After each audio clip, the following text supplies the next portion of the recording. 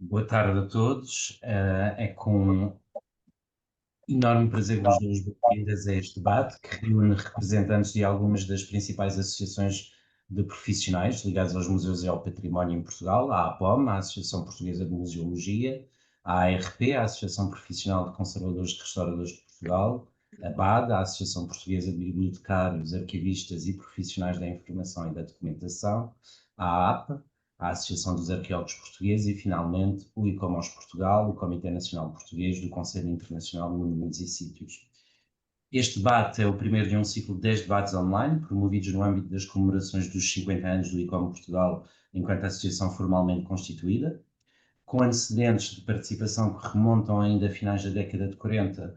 O ICOM Portugal, desde 1975, constituído como associação, faz parte ativa desta rede de profissionais de museus, trazendo para o debate nacional as grandes questões internacionais e contribuindo, por sua vez, com reflexões e experiências próprias do contexto português. As associações aqui representadas e presentes hoje nasceram em contextos e épocas distintas, com objetivos específicos e vocações próprias, refletindo as necessidades e os debates de cada momento e de cada área profissional. No entanto, partilhamos muitos pontos em comum. A defesa do património cultural, o compromisso com a qualificação e a valorização dos profissionais, a promoção de boas práticas e a construção de uma consciência crítica e ética no exercício das nossas funções.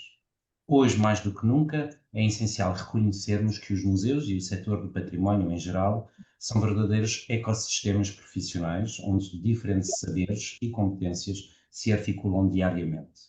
Museólogos, conservadores restauradores, arqueólogos, arquivistas, bibliotecários, documentalistas, arquitetos, engenheiros, gestores culturais, mediadores e educadores, mas ainda designers, técnicos de segurança, profissionais de comunicação, todos contribuem de forma complementar para o funcionamento, a relevância e a sustentabilidade das nossas instituições. Essa diversidade é uma força, na minha opinião, mas também é um desafio. Como garantir o reconhecimento e a valorização de todos os profissionais envolvidos? Como promover a cooperação entre áreas tão distintas, mas interdependentes? Como podem as associações contribuir para uma cultura institucional cada vez mais colaborativa, mais inclusiva e mais estratégica? Na minha opinião, enquanto representante do ICOM Portugal, a Comissão Nacional Portuguesa do Conselho Internacional de Museus, a presença de todas as entidades aqui representadas hoje, peço desculpa pela redundância, é por si só um sinal da vitalidade e da diversidade do nosso setor, mas também da consciência coletiva de que os desafios que enfrentamos enquanto profissionais e enquanto sociedade exigem diálogo, colaboração e uma ação concertada. As nossas associações têm um papel fundamental na construção de comunidades de prática, na defesa de interesses e das carreiras dos seus membros, na promoção de ética, de formação contínua e na afirmação do valor social e cultural do nosso trabalho. São muitas vezes espaços de resistência ainda e de inovação, de memória. Hum, Hoje, Então, vixe Maria. eu vou pedir às pessoas que desliguem o seu microfone, se acham agora, peço desculpa. Hoje queremos então abrir este espaço para escutar, questionar e pensar em conjunto o nosso papel. Qual o papel das nossas associações no atual contexto social, político e institucional? Como se articulam entre si? De que forma podemos contribuir para uma maior representatividade, coesão e eficácia na defesa do património cultural e do papel dos profissionais que o servem? E talvez a pergunta mais importante, como podemos trabalhar melhor em rede, dentro e fora das nossas instituições e no seio das nossas associações? Espero que este debate seja um ponto de partida e de continuidade para o reforço de uma comunidade profissional cada vez mais unida, mais visível e cada vez mais impactante. Antes de passarmos à conversa e ao debate propriamente dito, é com muito gosto que apresento os oradores convidados que hoje aceitaram estar connosco e participar neste debate. Representando a BAD, na qualidade da sua presidente, temos connosco Ana Alves Pereira, cuja intervenção certamente nos trará uma perspectiva fundamental sobre os desafios e as dinâmicas atuais no campo da informação, da documentação e da memória institucional. Por parte da ARP, da Associação Profissional dos Conservadores e Restauradores de Portugal, dou as boas-vindas à Elis Marçal, que nos poderá falar sobre os principais desafios dos profissionais da conservação e do restauro, enquanto prática técnica, ética e científica essencial à preservação do património. Em representação da APOM, contamos com a presença do seu presidente, o João Neto, cuja visão sobre o papel dos museus e dos seus profissionais será, sem dúvida, um contributo essencial para esta reflexão conjunta. Temos ainda connosco Luís Raposo, vice-presidente da Associação dos Arqueólogos Portugueses, cuja experiência, tanto no campo da arqueologia como do património cultural em geral, tanto a nível nacional como internacional, enriquecerá com certeza esta conversa com uma leitura crítica do papel das nossas associações. E, por fim, representando o ICOMOS Portugal, dou as boas-vindas à arqueóloga Patrícia Brum, cuja intervenção certamente trará importantes contributos sobre a salvaguarda do património edificado e a cooperação internacional em torno da sua valorização. A moderação deste debate fica a meu cargo, enquanto Presidente do ICOM Portugal, da Comissão Nacional Portuguesa do Conselho Internacional de Museus. Muito obrigado a todos os representantes das associações aqui presentes por aceitarem este convite ao diálogo. Que este seja um momento de partilha franca, crítica e construtiva. Gostaria também de lembrar que este é um espaço de diálogo aberto e participativo. Todos os presentes nas várias plataformas onde o debate está a ser difundido são convidados a colocar questões ou comentários ao longo deste debate. Para isso, poderão fazê-lo de duas formas: solicitando a palavra junto da moderação, aqui assegurada pela secretária do ICOM, a Natália Pama, do ponto de vista técnico e minha na moderação, ou utilizando então as caixas de comentário, tanto no Zoom, no Facebook como no YouTube. Tentaremos, dentro do possível, acolher o maior número de intervenções. Muito obrigado a todos e vamos então dar início ao debate. E para começar, iria colocar uma pergunta genérica a cada um dos intervenientes, ou a cada um dos oradores convidados para hoje, que é: qual é o principal papel da vossa associação no atual ecossistema museológico e como definiriam a missão da vossa associação hoje, especialmente à luz dos principais desafios contemporâneos enfrentados pelos museus, mas também pelos seus profissionais? Para facilitar, diria que vamos usar a ordem alfabética e, portanto, vou dar a palavra, talvez, primeiro à Ana Pereira, da BAD, da Associação. Ok, muito obrigada, boa noite. Muito obrigada pelo convite e pela oportunidade de estarmos aqui. A BAD não é essencialmente uma associação de museus, ligada aos museus, mas é uma associação que também acaba por estar ligada a essa área. Só para contextualizar, a BAD foi fundada em 1973, também como o ICOM também já é uma associação quinquagenária, e orgulhamos-nos muito disso. É a pessoa coletiva de utilidade pública desde 88 e também integra o Conselho Nacional de Cultura nas áreas das bibliotecas e do livro. Tem vários grupos de trabalho e um dos grupos de trabalho que eu poderia falar mais, porque penso que é mais interessante para o público que aqui está, é o grupo de trabalho de informação em museus. Este grupo tem já 12 anos de atividade e é um grupo que procura fazer a ligação entre os documentalistas e os museólogos. Ah, Este grupo procura ter uma visão global do património e que ele seja tratado dessa forma mais global e procura ser uma plataforma de diálogo entre documentalistas, arquivistas, bibliotecários e os conservadores dos museus e as pessoas que trabalham nos museus. No mundo atual, ou pronto, no contexto atual, o papel e a missão da associação prendem-se com as questões ligadas à profissão. Nós fizemos muito recentemente um estudo aprofundado sobre os profissionais da área da documentação. Esse estudo veio confirmar as suspeitas que nós tínhamos de que somos uma profissão já sénior, que é para usar um termo simpático, uma profissão bastante sénior, uma profissão em que muitos dos profissionais não têm as habilitações necessárias, a capacitação profissional que deveriam ter, inclusivamente ao nível das FIAs. Isso também se nota. Isto assim em linhas muito gerais. Portanto, isto são algumas das preocupações que ficam refletidas neste estudo.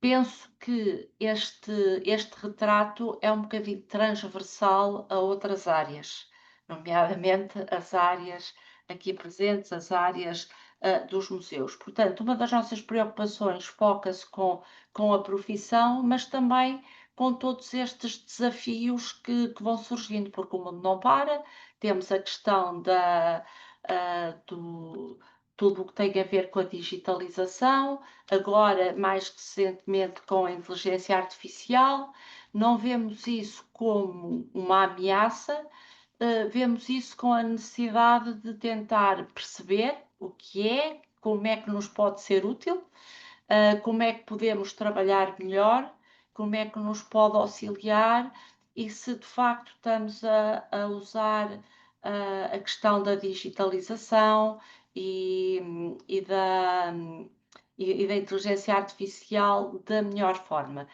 E todos estes choques tecnológicos, estes avanços, estas novidades, obrigam-nos a uma curva de aprendizagem que mais ou menos dolorosa, mas que sabemos nós que com o tempo tudo se ajusta e que acabamos por tirar partido e benefícios dessa situação. E eu, para já, acho que ficaria por aqui para também haver outros pontos de vista e outras pessoas a dizerem outras coisas e darem outras achegas. Não sei, aqui o David é que passa a bola. Sim, sim, ia agradecer e ia passar a palavra a Elis. Então, boa tarde a todos e muito obrigada pela oportunidade. Então, a ARP, um pouco como a Ana Alves referiu da BAD, a ARP é a Associação Profissional de Conservadores Restauradores de Portugal, portanto, não é exclusivamente a Associação dos Conservadores Restauradores que trabalham em contextos museológicos, mas a grande maioria dos membros ou trabalha ou já trabalhou, é muito provável que venha a trabalhar num contexto museológico no seu sentido mais abrangente. Portanto, qual é a principal missão da ARP? É exatamente esta questão da divulgação da profissão, a divulgação das competências e do perfil de competências desta pessoa que é o conservador-restaurador, independentemente do contexto onde ele trabalha, e assente neste grande princípio de que pela prática qualificada, uma prática qualificada de qualidade, nós contribuímos para a preservação do património. Portanto, não é a promoção da profissão só porque é mais uma profissão, é porque esta profissão tem uma responsabilidade no ecossistema do património e para desenvolver o seu exercício com qualidade em prol de todos, a sua formação e as suas qualificações têm que ser muito claras. E isto faz uma diferença muito grande no trabalho da associação, porque nós temos que promover este exercício da profissão com qualidade. Nós somos também membros de alguns órgãos consultivos do Ministério da Cultura e fazemos parte de uma rede europeia, que é a ECO, que é a Confederação das Associações Nacionais de Conservadores Restauradores, que neste momento representa praticamente todos os países europeus e mais alguns de fora, cerca de 26 países. A segunda parte da pergunta do David, eu estive a pensar muito sobre esta questão dos desafios contemporâneos e a Ana mencionou já alguns. Nós temos desafios climáticos, não é? E a adaptação climática do nosso património, seja o edificado e os espaços arqueológicos, seja o próprio espaço do museu, por mais pequeno que seja, a adaptação climática que o nosso próprio património vai ter. Nós temos que pensar nisso, né? De como é que os objetos e todas as coleções e acervos, desde o documento a um achado arqueológico pétreo pode estar a reagir ou não, porque há limites para aquilo que até os espaços museológicos conseguem fazer. Nós também temos o grande desafio da digitalização e eu acho que e temos um outro grande, vários, mas eu considero um outro muito grande que eu acho que é muito específico para o contexto que estamos a falar, que tem a ver com a relação que a sociedade em geral, os públicos, os públicos, sei lá, os grupos alvo, como lhe queiram chamar, têm hoje em dia, ou não têm hoje em dia, com o património. E o papel que todos nós, profissionais, na cadeia de valor da salvaguarda do património temos em relação a essa questão social. Quem são os nossos públicos, quem é a nossa sociedade, como é que chegamos até eles, como é que transmitimos conhecimento, como é que favorecemos ou não e exponenciamos ou não a relação com eles. E essas próprias comunidades onde nós trabalhamos também mudaram muito. Então todos estes grandes desafios, como a Ana diz, eu acho que ultimamente ganharam uma velocidade um bocadinho extraordinária. E de uma maneira só, eu acho que o que a ARP procura fazer é como é que nós podemos promover um perfil de competências de um profissional que consiga responder a isto. Então, tentamos nos focar aí, nas competências desse profissional, dialogando com as universidades também. Às vezes, no passado, já fizemos algumas ações, mas é por aí, é como é que este profissional se pode contribuir e fazer o seu papel neste grande ecossistema, como o David dizia. Pronto, respondendo à pergunta, acho que é isto que nós tentamos. Não estou a dizer que conseguimos, estou a dizer que pensamos no assunto e que percebemos que é uma questão e vamos tentando.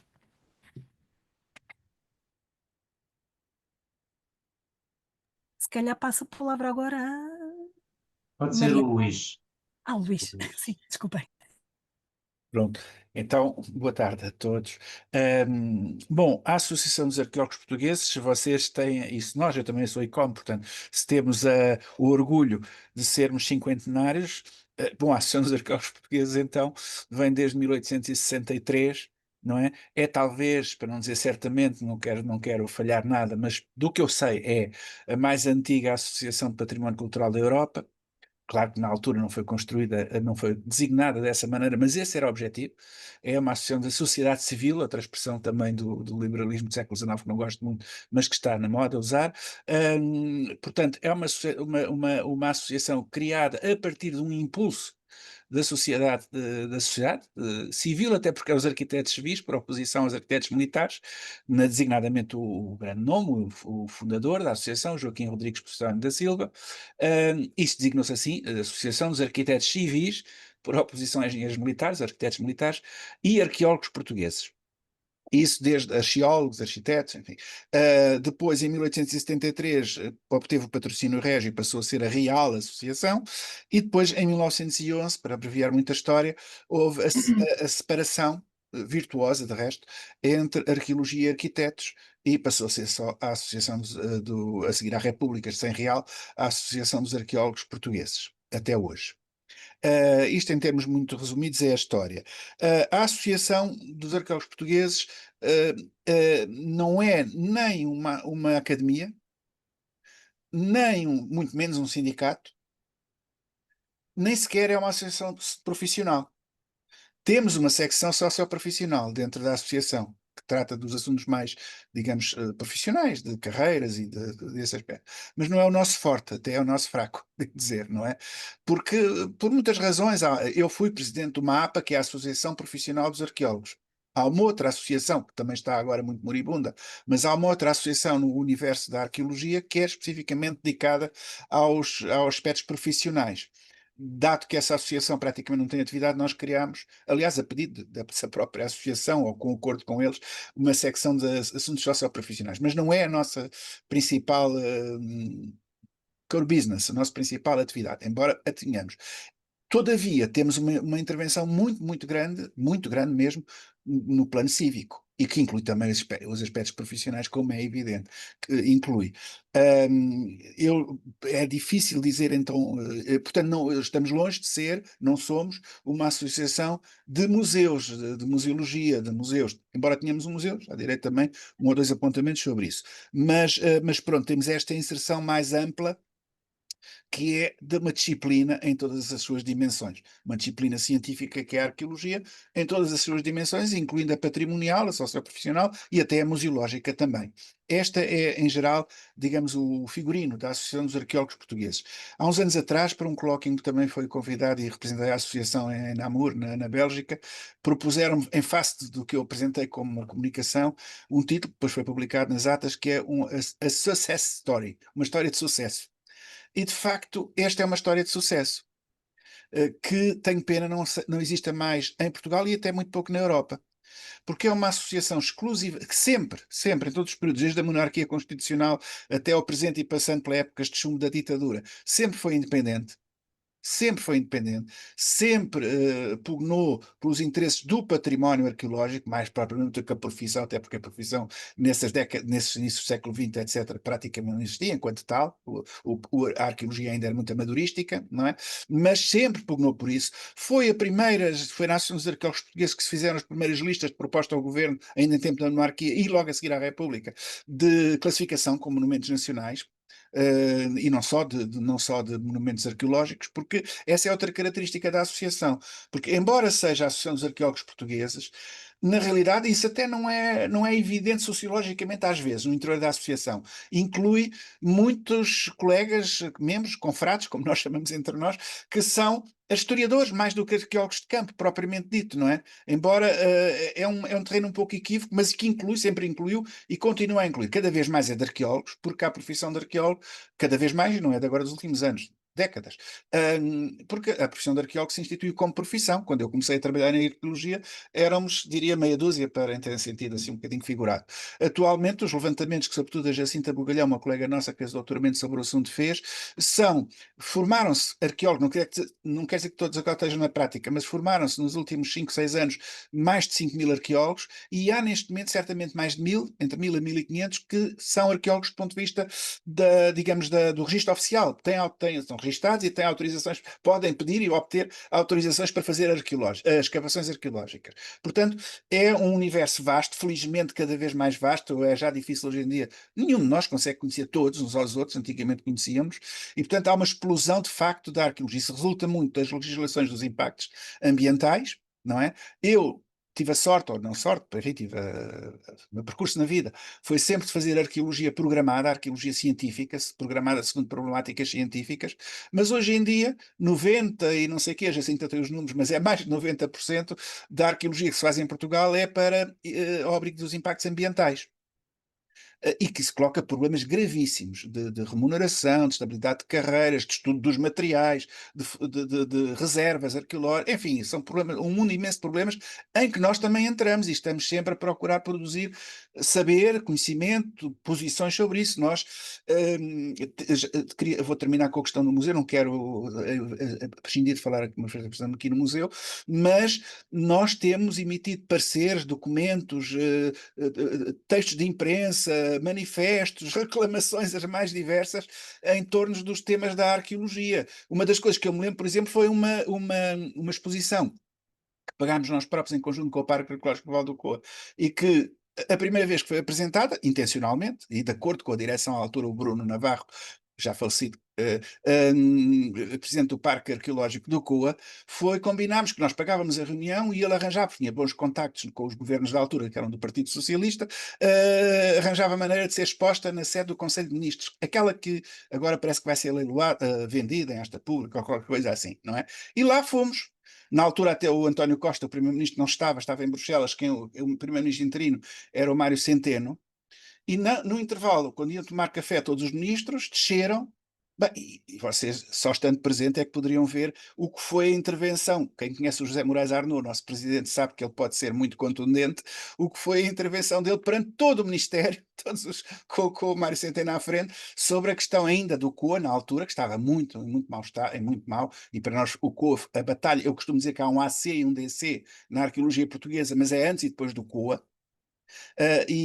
Portanto o COA foi sempre um cavalo de batalha para nós, e felizmente agora está, enfim, se não ótimo, está bem. Portanto, finalmente uma última referência em relação ao museu. O museu foi constituído desde o início da Associação dos Arqueólogos Portugueses como um museu didático, um museu E o professor da Silva fez uma coisa que hoje em dia não seria possível, mas que na altura era a única maneira de preservar aquelas peças todas, foi por onde andou, como arquiteto da Casa Real que ele era.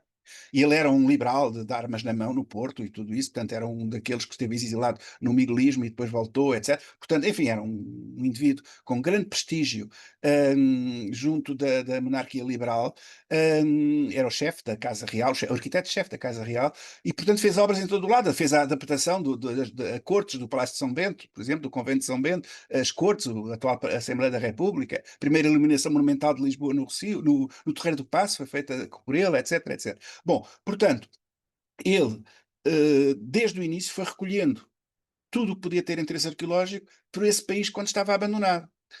Em Santarém, por exemplo, é uma das discussões que temos muito com os nossos colegas e amigos, muitos meus amigos da Câmara de Santarém, dos museus de Santarém, é se devia estar em Lisboa ou não, aquilo que ele trouxe de Santarém. Pronto, é um tema que com certeza que se deve discutir e sobre o qual é legítimo haver posições diferentes. No Carmo, por exemplo, era um daqueles locais em que os grandes autores, o Herculano, o Garrett, etc., diziam que era um opróbio nacional, dizia o Herculano, porque era a estrebaria da guarda monárquica, da guarda real. Foram centenas de carroças de lixo que foram tiradas de lá quando se tomou conta, e o governo entregou à associação esse monumento. Como eu dizia, um caso talvez único, em que há uma associação com esta origem que gera, desde o século XIX, um monumento nacional de primeira plana no país, não é? Isto, sobretudo nas últimas décadas, com o museu. Claro que durante a maior parte de toda esta existência viveu na penúria, praticamente só das cotas dos sócios, nunca quis depender demasiado do Estado, para nada, embora tenha aceito alguns subsídios, mas nada de significativo, e muitas vezes foi intencionalmente, para não haver laços de dependência criados. E nas últimas décadas, mercê da explosão do turismo nacional e em Lisboa, está a conhecer um momento de ouro, de facto, com receitas muito vultuosas, que nós aplicamos totalmente, em primeiro lugar, num próprio monumento. São centenas de milhares de euros, somados mais de 1 milhão de euros que já aplicámos no restauro do magnífico portal gótico, melhor de Lisboa, da Igreja do Carmo, e depois no interior todo, das ruínas, etc., tudo isso. Portanto, aquilo é uma obra sem fim, é uma permanente gasto todos os anos daquilo que podemos neste momento no monumento. Depois, também em prémios à arqueologia, aos arqueólogos, aos doutoramentos, aos mestrados, aos trabalhos de investigação, de um congresso que recuperámos, nacional. Amanhã mesmo vou para Braga para preparar o próximo, que é para o ano, em Braga, etc, etc. Portanto, temos muita atividade. No museu, o museu é, de facto, devido à posição que tem, não nos iludamos, e devido também, agora vamos acrescentar com um bocadinho de modéstia, à gestão que tem, e há programas educativos que tem, que são muito fortes, à festa da arqueologia, que nós fazemos 2 em 2 anos, etc, etc. Devido a muita atividade que tem, está entre o segundo e o terceiro museu mais visitado de Lisboa. O primeiro é o Berardo, é o Museu Berardo, e o segundo, dependendo dos anos, ou era, já não é agora, desceu muito os Coches, ou era o Gulbenkian, que está ao mesmo nível do Carmo, ou o Mate, que está ao mesmo nível do Carmo. Nós tivemos na última contagem 330 mil visitantes, que é mais ou menos o que teve o Mate e o Gulbenkian. Portanto, é um museu muitíssimo visitado, e isto gera receitas que, como digo, são virtuosas, e nós investimos muito em tudo o que é atividade arqueológica. Basicamente é isto, pronto, a nossa atividade cívica e interassociativa é muito importante.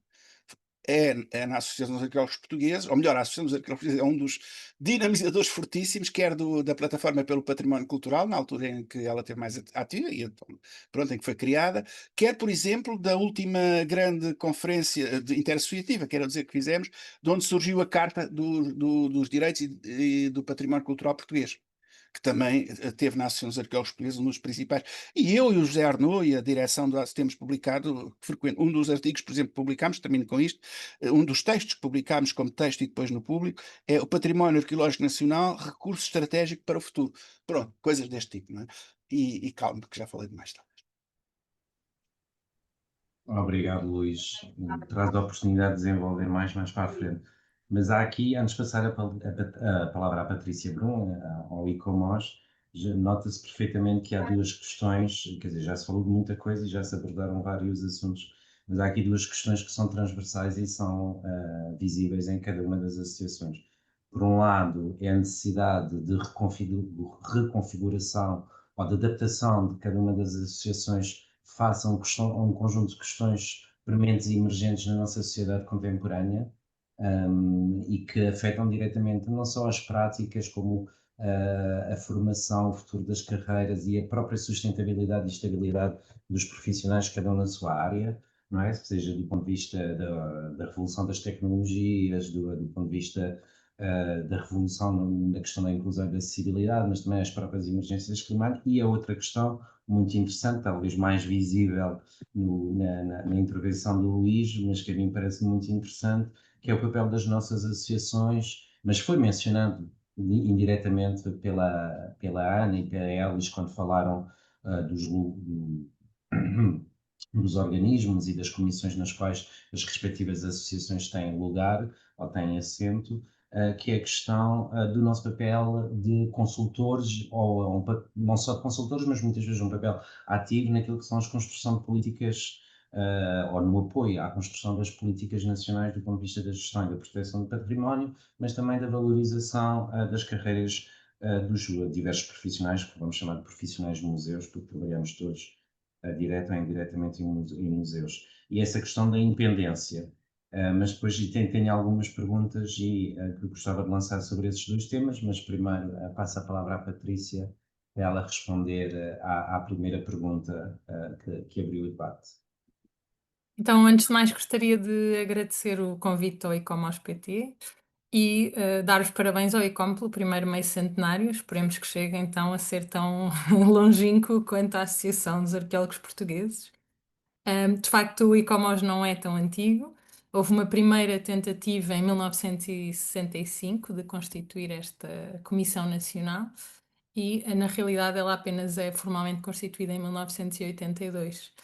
E, tal como o ICOM, ele decorre de uma organização internacional, portanto, a nossa missão é, no fundo, uma tradução daquilo que nos junta a uma comissão internacional com mais de 10 mil associados e que se concentra na conservação, proteção e valorização do património, incluindo, portanto, monumentos, conjuntos e sítios, como vemos na legislação traduzido.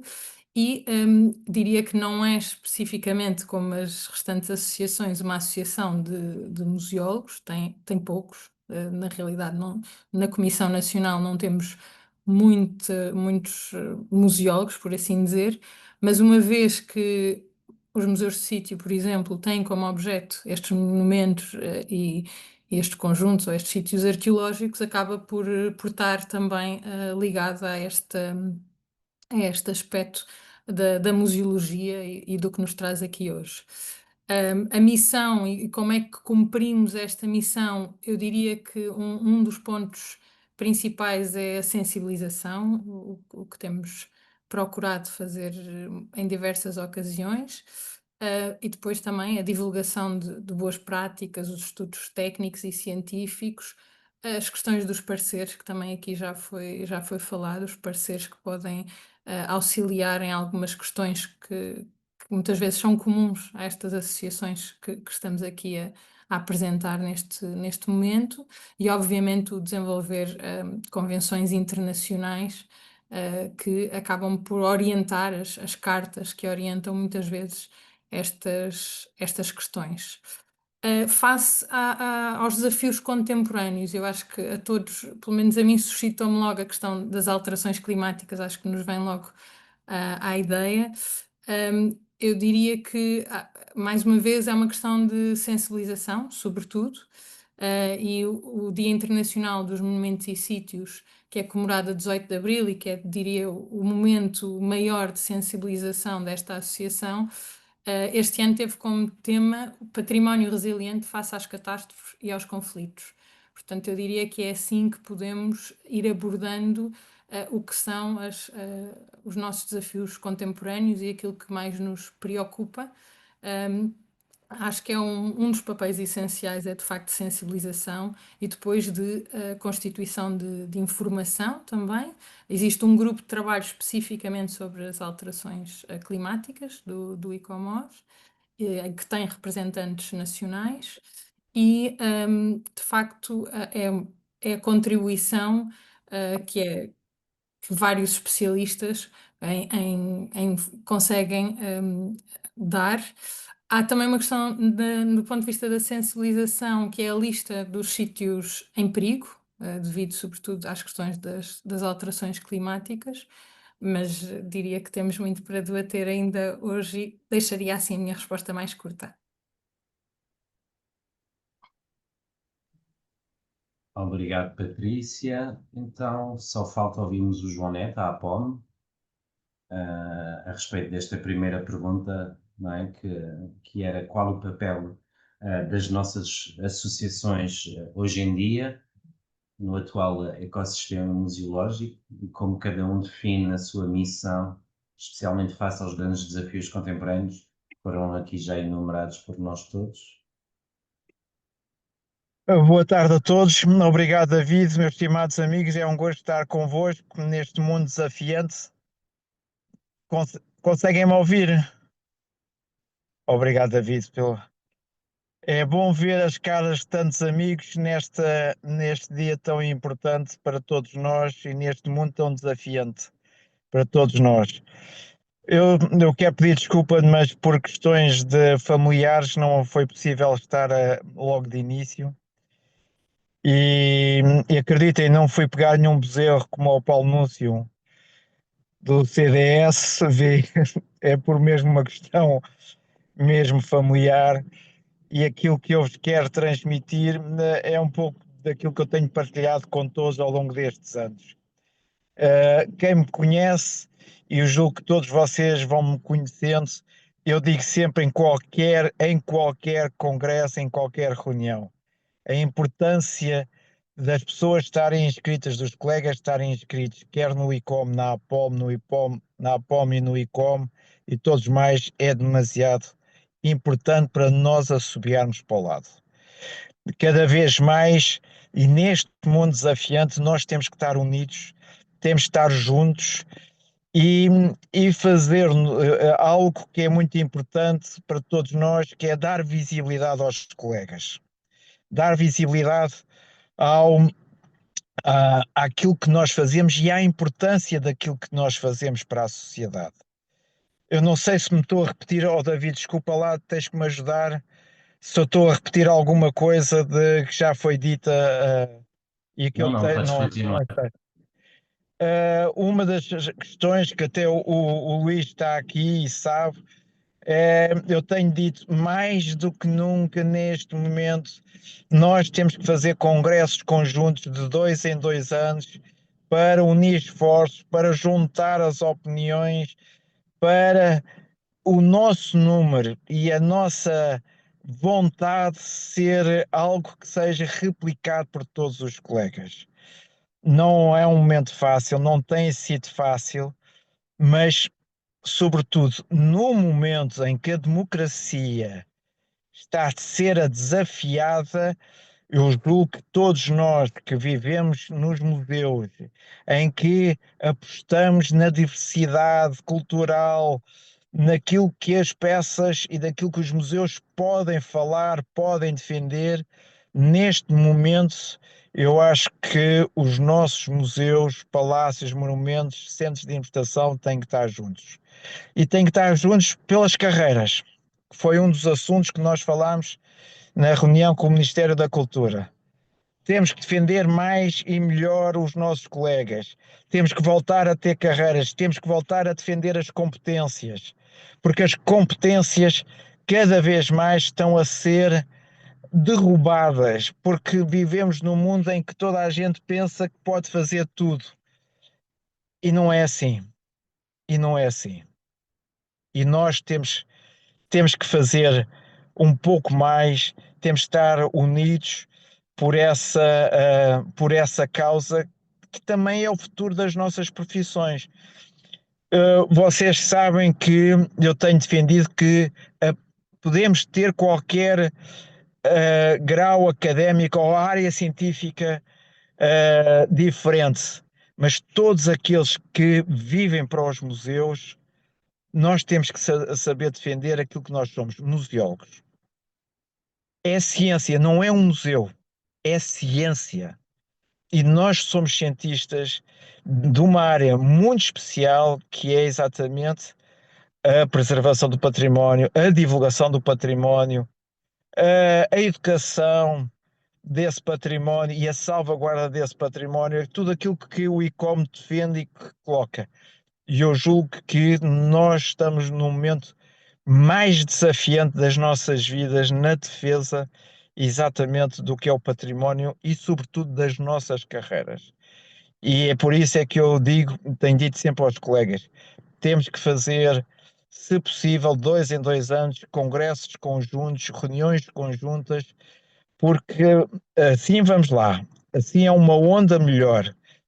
E é uma onda que faz pressão junto da sociedade, mas também junto do poder político para exatamente defender os nossos interesses.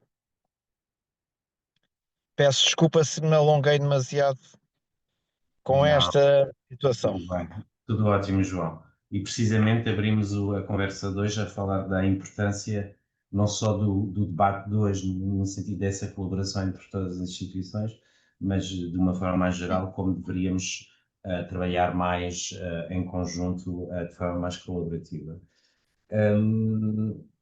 Pegando agora nas três últimas intervenções do Luís, do Luís, do João e da Patrícia, mas também com os comentários iniciais da Elis e da Ana, e voltando àquilo que eu estava a dizer, e usando até agora a expressão que utilizou o Luís, nós não somos sindicatos, mas temos um papel extremamente ativo naquilo que é a sensibilização das tutelas e também portanto, dos órgãos de gestão, nomeadamente do Ministério da Cultura, e, portanto, temos todos atuado naquilo que é a sensibilização para determinadas questões, o João falou delas, a carreira, mas que tem a ver com a precarização do trabalho, tem a ver com a necessidade de formação especializada e contínua, e não só universitária, e também aumento desse leque. E temos aqui vários docentes universitários na área de património e museologia, que eu já vi hoje aqui presentes, depois, quando se alargar o debate, são muito bem-vindos. Peço imensa desculpa, tenho aqui um mosquito que não me sai de frente dos óculos desde há bocado. E, portanto, a propósito desta valorização dos profissionais e das diversas carreiras que estão aqui presentes hoje,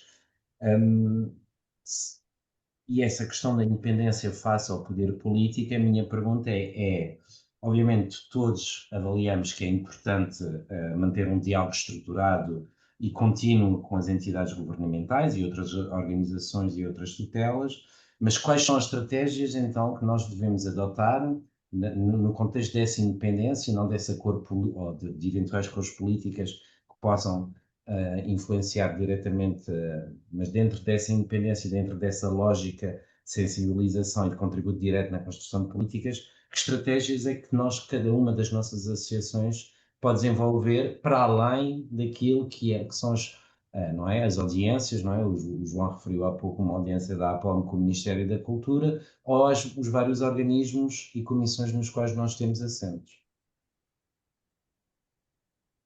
Agora podemos voltar à ordem alfabética inicial, ou quem quiser responder primeiro, pode ser a Ana. Ok, muito bem, obrigada. Eu penso que em relação às estratégias para a nossa independência, eu acho que há uma coisa muito importante, que é não perdermos o foco do que são os objetivos e a missão das várias associações que aqui estão. E nós, para além das questões profissionais, temos também as questões do património documental, porque do documental ou material, enfim, do património. Eu vou dizer do património porque trabalhamos com patrimónios diferentes, trabalhamos com a informação, com o acesso à informação, e por aí fora. E eu penso que uma estratégia é não perdermos esse foco do que é que nos move e do que é que nos junta e do que é que nos faz cada um estar na sua associação. E por outro lado, percebermos que temos uma voz, que ganhamos uma voz e que devemos fazer uso dela para não a perdermos. Recentemente, a BAD tem, com outras associações, tido algumas iniciativas junto de órgãos governativos. Tivemos uma em agosto que eu acho que foi muito, muito certeira em relação às questões do Plano Nacional de Leitura e das bibliotecas escolares, que eu acredito que não me parece que a estratégia do Ministério fosse acabar com estes dois organismos, mas com toda o movimento que se gerou por um lado cívico, mas também da associação à volta disso, se calhar fê-los pensar um bocadinho sobre o que é que deveriam fazer com estes organismos. E eu acho que, não perdendo o foco do que são os nossos objetivos e a nossa missão, usar a nossa voz e sempre que necessário, que se justifique, usá-la em conjunto. Temos experiências disso, iniciativas recentes, iniciativas mais antigas, de que quando nos juntamos as coisas acredito que nos ouçam. Pronto, e não devemos perder as oportunidades de falarmos das coisas que nos apoquentam e que achamos que não são corretas para aquilo que nós defendemos, para o património e para as nossas áreas de atuação e sermos firmes nisso. Acho que também esta questão de nos conhecermos melhor e de trabalharmos mais em conjunto também é uma estratégia importante. Por exemplo, a BAD é uma associação, e claro que eu falarei sempre da BAD, não é? É uma associação com certificação na área da profissão. Toda a formação que nós damos é certificada pela DGERT e se calhar isso é uma mais-valia que podemos trabalhar e pensar em conjunto. E, por outro lado, os grupos de trabalho da BAD, e a BAD tem 8 grupos de trabalho, um ligado aos sistemas de museus. São grupos de trabalho que qualquer pessoa pode participar, não precisa de ser associado da BAD. E, portanto, temos aqui um leque alargado. Também já se falou aqui de democracia e de congressos, e para o ano a BAD organiza o seu 15º congresso, e não é por acaso que o tema do congresso é compromisso com a democracia, diálogo, bem-estar e inclusão. Este bem-estar não tem nada a ver com o bem-estar dos pais, mas com o bem-estar social, que começa a ser um bocadinho ameaçado com aquilo que o João Neto referiu e muito bem já aqui trouxe para a conversa. Eu penso que já me esqueci da pergunta inicial, mas pronto, em termos de estratégias, eu acho que é manter o foco, fazermos uso da nossa voz, e termos a certeza de que ela é ouvida. Pode não haver reação, mas é ouvida e às vezes faz a devida moça e acredito que faça arrepiar caminho. E depois é mesmo esta questão de nos conhecermos e sempre que houver oportunidade que se justifique, e eu acho que se justifica muitas vezes, termos iniciativas e estratégias conjuntas.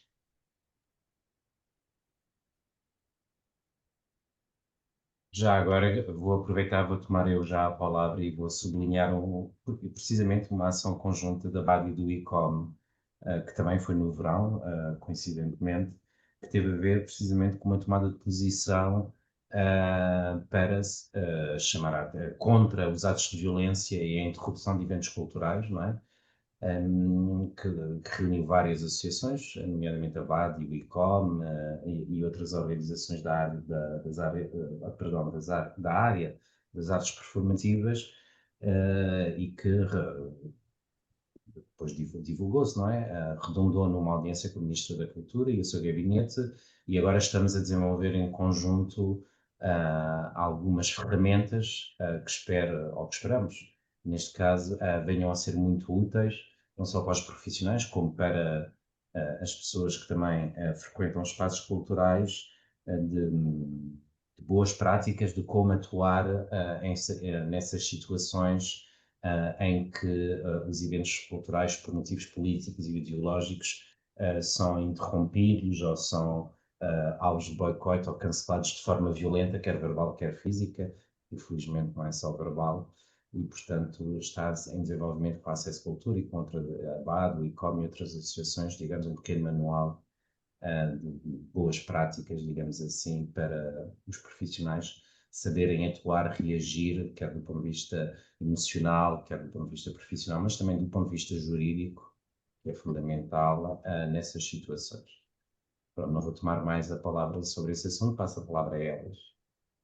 Obrigada, David. Eu também estou um bocadinho com a Ana. Eu acho que não me esqueci da pergunta e devo dizer que o que a Ana diz também subscrevo, de certa forma, praticamente os pontos que ela disse. Eu acho que as associações, parte da sua estratégia para cumprirem a sua missão passa por não esquecermos qual é o nosso foco. E eu acho que todas em conjunto fazemos o que é necessário para o ecossistema e por isso é que todas nós temos de ter um foco muito específico. No caso da ARP, como a nossa missão é a promoção e a defesa deste perfil profissional para ele cumprir as suas responsabilidades na sociedade, nós acabamos por ter dois tipos de parceiros quase inatos da nossa condição. As tutelas do património, que isto pode ser desde o Ministério da Cultura às câmaras ou até outras entidades e fundações, e estabelecimentos de ensino vários que entram na formação da conservação e restauro. A ação da ARP, independentemente da sua posição nos conselhos consultivos do Ministério da Cultura, que neste momento já são 3, está constantemente a apelar e a sensibilizar e a interpelar estes órgãos. Seja quando mudam as tutelas, seja quando é publicada uma carta, seja quando, às vezes até outras organizações como vocês manifestam um determinado assunto e nós concordamos, acho que até já fizemos também cartas no passado em conjunto, já várias vezes unimos vozes a nível nacional e a nível europeu, mas uma das coisas que nós não podemos fazer é baixar a guarda, porque a Ana falou e é verdade, nós temos que estar sempre a fazer uso da nossa voz. E no caso da ARP, nós temos um grupo de trabalho que está constantemente a relembrar às entidades da tutela, quando abrem concursos públicos para profissionais da conservação e restauro, o que é que está previsto na lei portuguesa para definir este conservador-restaurador, porque Portugal tem universidades, já tem neste momento um perfil definido na lei, uma lei nova que veio resolver umas áreas cinzentas e umas omissões de leis antigas, que é o Decreto-Lei de 90, de 2024, e nós estamos constantemente a alertar para a conservação e restauro do património requer qualificações, requer um profissional, somos uma profissão nova, estamos cá, aliás, fazemos 30 anos este ano, mas já existimos, já houve um esforço enorme por parte, começando pelo ICOM 84, pelo Estado português e por todos, em formar estes profissionais. Então, há uma constante alerta de fazer ouvir a nossa voz do lado profissional, constante alerta de fazer ouvir a nossa voz a contactarmos com as universidades, e aqui nós temos um contacto distinto. Interpelamos os núcleos dos estudantes para fazer-nos conhecer e para muitas vezes conversar com eles e prepará-los para a vida profissional, e isto também é preparar profissionais que vão ser ativos e vão também promover a própria prática de qualidade, e depois a tutela. Temos também, por vezes, outras atuações quando consideramos que, por alguma razão, está em jogo a conservação ou a preservação no sentido mais lato do património. E eu aqui também subscrevo o que a Ana disse. Há processos que demoram 5, 6 anos a concretizarem-se. E eu acho que uma das grandes características que todas as associações têm no seu perfil, no seu DNA e dos membros das suas direções e dos seus associados é a perseverança. Porque no caso da ARP nós temos um caso muito concreto, temos feito uma petição em 2019 que levou a uma resolução da Assembleia em 2021 que levou à definição de uma lei em 2024. E temos outras situações que demoraram quase 8 anos a ser resolvidas. Então, manter a voz, manter o foco, não contar só com os canais formais e estar constantemente a promover o que seja a missão da associação. Há uma outra parte que é os associados. E eu sei que há uma das perguntas mais à frente, depois podemos desenvolver. O associativismo é difícil e depende do tempo livre e do desejo voluntário das pessoas. Portanto, também há um esforço que tem que se fazer por ir manter relação com os associados, e também não é fácil, também é mais um desafio porque é mais um peso às vezes para o lado deles. E estes seriam as estratégias assim, gerais de como nós pretendemos atuar e cumprir a nossa missão. Eu acho que o que a Ana disse sobre o fazer uso da voz e eu acho que isto é uma coisa que estamos a aprender, nós. As associações existem porque um conjunto um coletivo de cidadãos, de profissionais, seja por que razão for, considerou que era essencial defender aqueles propósitos. E o Estado, no nosso caso e noutros, o Estado português reconhece o nosso papel. A sociedade civil tem peso. E por muito que não nos respondam à primeira vez, a voz da sociedade civil organizada é muito poderosa. E eu acho que em muitos momentos, ressoando agora o que disse o João Neto e também o Luís, é um dos instrumentos de democracia e um dos instrumentos de participação. E eu acho que nós não nos podemos também esquecer que somos isso e que temos esse papel.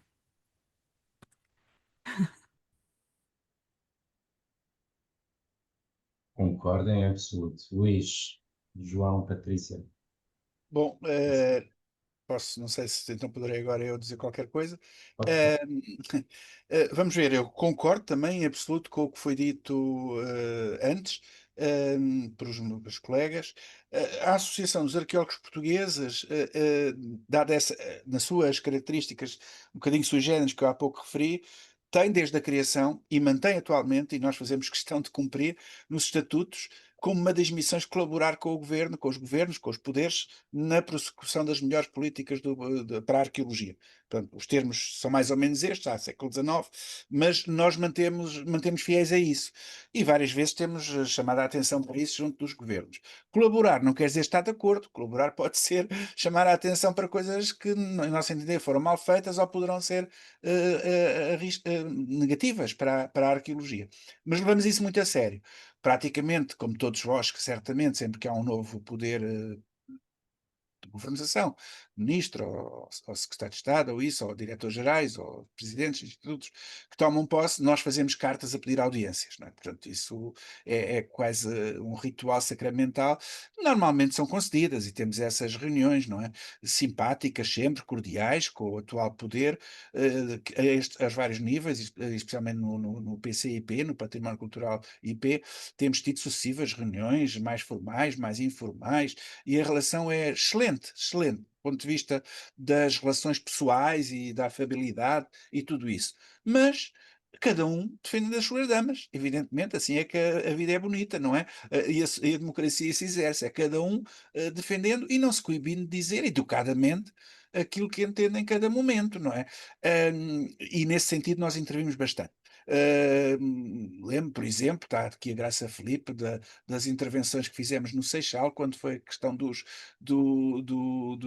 fornos da Olaria Romana, que até invadimos lá uma sessão pública de consulta da população, porque os nossos colegas nos advertiram para o que estava em causa, e fomos, muitos arqueólogos, dos quais alguns da direção dos arqueólogos portugueses, tomar a palavra.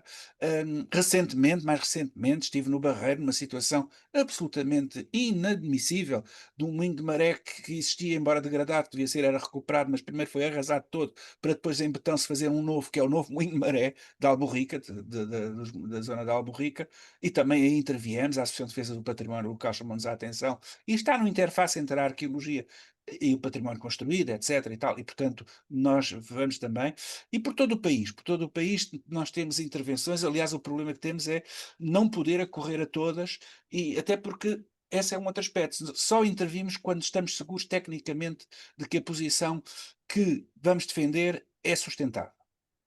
Não intervimos por intervir, apenas. Não é? Temos que ter essa sustentação técnica. E temos feito um uso moderado, eu penso que nós, em geral, o movimento associativo tem feito pouco uso disso, do direito à ação popular e dos direitos que a legislação nos permite. Nós temos, do que eu conheço na Europa, um dos mais avançados, mais uma vez não digo mais avançado para não parecer mal, mas um dos mais avançados regimes constitucionais de enquadramento e legais. Temos uma coisa que é reconhecida na Constituição e depois na lei ordinária para-constitucional, que é o direito à ação popular em defesa do património cultural. E praticamente nunca se é usado. Direito à ação popular não é direito de meter bombas, até porque seria estragar o património cultural. É o direito de realmente nos juntar e não ter que pagar custas dos processos judiciais, nos juntarmos em defesa da defesa do património cultural. Somos as antigas ADPs, Associações de Defesa do Património Cultural, e os seus herdeiros, agora, que somos nós, as associações, somos partes legítimas, consideradas legítimas pela legislação, para intervir em processos dessa natureza, não é? Portanto, há um conjunto de meios de que nós ainda exploramos pouco, mesmo no plano legal, não é? E de vez em quando temos colóquios, proximamente vai haver mais um com o Martins Claro, entre outros, não é? Portanto, mas um grande especialista, como sabem, nestas áreas, em que nós percebemos que ainda temos muito caminho a fazer no exercício da nossa cidadania. Mas pronto, quer dizer, fazemos mas também temos tido muitos casos de sucesso em conseguir alterar medidas num sentido positivo. de todos os governos. Para mim ou para nós, como para vocês, certamente, é indiferente quem está no governo em cada momento. Os nossos valores são outros, são os do patrimônio, cada um nas suas áreas, e, portanto, estamos de acordo sempre que fazem bem, estamos contra sempre que fazem mal, segundo o nosso critério, que é o nosso, que é independente, que são os nossos critérios, mas estamos também dispostos a corrigir. Eu e a Associação dos Arqueólogos Portugueses já corrigimos muitas vezes posições que tomamos, porque, não obstante o cuidado de procurar estudar os dossiês, ninguém está livre de erro, não é? E de poder ter tomado uma posição num determinado momento sem os dados todos. Porque os dados são escondidos, muitas vezes, não é? E, portanto, quando nos convencemos que houve alguma coisa que fizemos que não era a mais correta, para além de pedir desculpa no plano pessoal, que fica sempre bem, corrigimos posições que temos tomado. Bom, basicamente é isto. Eu não sei o que mais possa dizer já, porque estou de acordo com o que os outros todos disseram, não é? Quer dizer, antes, não é? Acho que estamos todos alinhados. Eu se calhar vou repetir-me um pouco, mas eu diria que as políticas de gestão, de proteção e financiamento do património são em grande parte definidas pelas entidades estatais, atualmente a Património Cultural e a Museus e Monumentos de Portugal, em que aliás creio que todas as associações que aqui estão acabaram por dar o seu parecer, porque nos envolvia a todos e até houve diálogo entre algumas destas instituições e o apelo do João Neto é muito bem-vindo a trabalharmos em conjunto e acho que já o temos feito e o caminho diria que é uma estratégia a apostar de futuro, mas diria que sem diálogo as associações ficam à margem das decisões e portanto temos que manter um vínculo sempre com estas entidades que salvaguardam o que é também o objeto e a missão das nossas associações. Daí também ter referido que cumpríamos a nossa missão divulgando exemplos de boas práticas. Eu acredito muito de ir pela positiva, embora o e-commerce surja muitas vezes na comunicação social associado à falta de salvaguarda ou a alguma destruição no que toca sobretudo ao património mundial, porque o ICOMOS é órgão consultivo da Unesco e, portanto, é-lhe exigido esse parecer. Muitas vezes somos contactados pela Unesco para saber a situação, em particular do património mundial, e que é o foco da associação, embora depois com tantos grupos de trabalho se estenda mais genericamente a muitos outros sítios. Mas eu reforçaria aquilo que disse o Luís Raposo. Eu acho que a legitimidade que nós temos e que as nossas associações têm é na questão da informação. E o facto de reunirmos membros muito diversos, no nosso caso temos arquitetos, engenheiros, historiadores de arte, poucos museólogos, confesso, arqueólogos, e é este conjunto de pessoas distribuídas por um território que acaba por se refletir, aliás, atualmente o nosso Conselho de Administração procurou também que se refletisse isso, porque normalmente, e se calhar já falaremos um pouco mais da dificuldade destas associações, porque isto é trabalho voluntariado, não é? E, portanto, estamos todos a fazer isto à margem das nossas ocupações diárias, mas eu diria que esta representatividade dos membros é uma boa estratégia para irmos sabendo e recolhendo a informação do que se passa e depois alinhava também com a Elis e com a Ana na questão do foco, não é?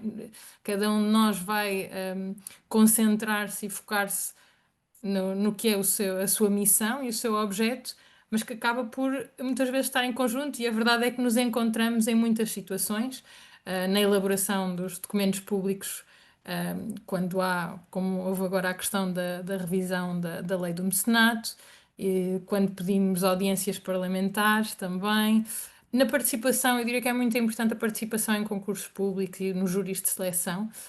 Acaba por haver aqui um complemento e uma diversidade no que são esses júris, e portanto eu diria que, com um espírito muito crítico, a nossa estratégia deve ser uma estratégia de colaboração e de contribuição para o que todos temos como missão, no fundo, que é este chapéu da salvaguarda e da conservação e da valorização do património, que é de todos nós, e daí a importância destas associações. Posso falar, David? Sou eu. Claro que sim. Meus amigos, eu tenho às costas atrás de mim uma associação profissional e patronal que se chama Associação Nacional das Farmácias e a Ordem dos Farmacêuticos. Portanto, eu vivo muito e tento sempre trazer para nós um pouco daquilo que eu também vou aprendendo e partilhando. Eu digo-vos o seguinte, da nossa parte, à POM, e nós temos feito, e vocês sabem, os prémios à POM não é só uma festa, nós tentamos sempre privilegiar e fazer um marketing das nossas áreas. Muitos de vocês, eu sei, são muitas categorias, mas cada categoria representa uma moleca do nosso DNA. E aquilo que eu sinto muitas vezes é nós falamos muito para dentro e falamos pouco para fora. E temos que dar mais a conhecer o que é que são as nossas competências, o que é que nós fazemos para as pessoas perceberem exatamente as fronteiras. Porque aquilo que eu sinto muitas vezes e os prémios à POM tentam evidenciar isso, e que existem fronteiras de conhecimento, e quando se perde essas fronteiras de conhecimento, perde-se o património, perde-se uma parte da cultura, perde-se uma parte da vida e da identidade de cada sítio, de cada castelo, de cada museu, de cada palácio, e nós temos que fazer um pouco mais. Eu, como sabem, aqueles que me conhecem há mais tempo, eu tenho dito, nós de vez em quando devíamos fazer um bocadinho mais forte, devíamos ter as portas meio abertas, para as pessoas perguntarem porque é que as nossas portas estão meio abertas, para as pessoas conhecerem exatamente o que são as nossas competências, porque nós temos que dar um selo a cada um de nós, a cada as nossas competências, temos que saber fazer valer esse selo. Eu sei que esse selo neste momento só é dado pelas ordens profissionais, mas nós temos que ir gradualmente alcançando esse selo, porque ganhando esse selo das competências, ganhamos também a dignidade. O Dia do Museólogo foi para isso, meus amigos. É aquilo que vocês sabem. É aquilo que todos nós trabalhamos para a área da ciência da museologia. Todos nós, com mais, se calhar, de 7 anos, somos museólogos, independente daquilo que somos. E o Dia do Museólogo é um dia para celebrar, mas é um dia também para tentar comunicar e chamar a atenção das nossas fronteiras.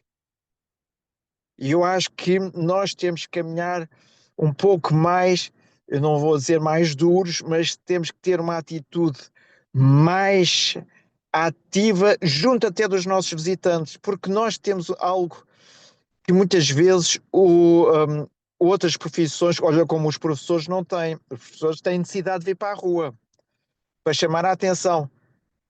Nós podemos chamar a atenção quando falamos com os nossos visitantes, chamar a atenção das nossas competências, das nossas valências, e se eles estão ali é porque existe um corpo profissional de várias áreas que permite que aquele espaço e que aquela comunicação e que aquela alma que vive dentro de nós é possível passar em gerações. Portanto, este selo nós temos que, já que não podemos aparentemente passar para uma ordem, eu acho que daí é que eu vos digo, o fazermos congressos conjuntos vai crescendo esta vontade de transmitir esse selo junto da sociedade. E isso é muito importante, é isso que eu sinto, e quando vocês muitas sabem, nós vivemos muito para dentro do nosso grupo, temos que saber viver mais para fora. Eu vou-vos dar um exemplo, é uma crítica, e os meus amigos sabem que muitos de vocês já assistiram. Das coisas mais complicadas que nós temos da cerimónia dos prémios à POM é a apropriação de algum poder exatamente por aquele prémio e fazer ali muitas vezes uma barreira para os nossos colegas estarem na linha da frente. Vale, é porque aquilo vale. Então temos que arranjar entre todos uma maneira de fazer valer essas nossas competências.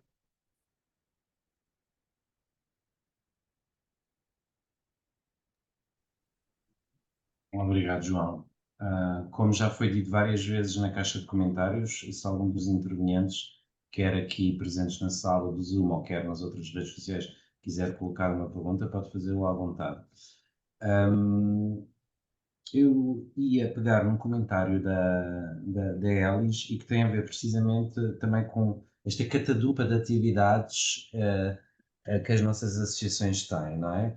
Estávamos a discutir estratégias no nosso relacionamento com aquilo que são os órgãos e as tutelas de gestão do património cultural a nível nacional e só em 10 minutos enumerámos uma dezena de formas de atuar junto dessas tutelas.